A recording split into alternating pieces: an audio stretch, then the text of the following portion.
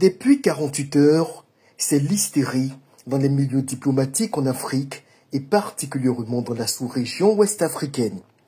Lors de la conférence des ambassadeurs qui se tenait ce lundi 6 janvier à Paris, le chef de l'État français Emmanuel Macron dénonçait le mépris et l'ingratitude de certains dirigeants africains suite au départ acté des contingents militaires français d'Afrique.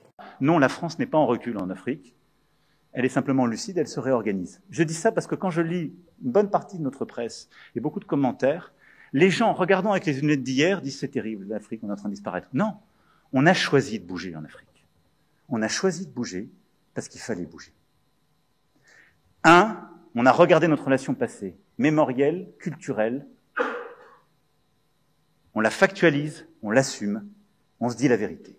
Mais on ne cède rien à la désinformation et aux ingérences. 2, nous avions une relation sécuritaire.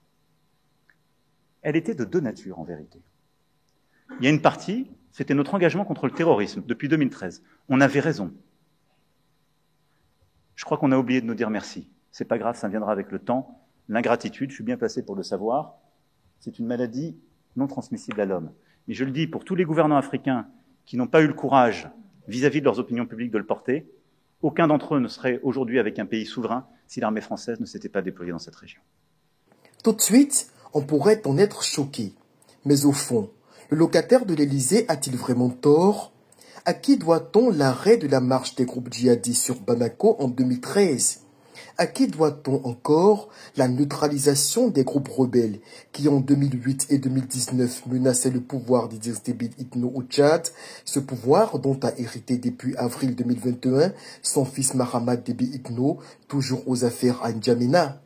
Oui, en tentant de faire croire à leurs opinions que la présence de l'armée française est un signe d'asservissement, il y a de toute évidence une manifestation flagrante d'ingratitude.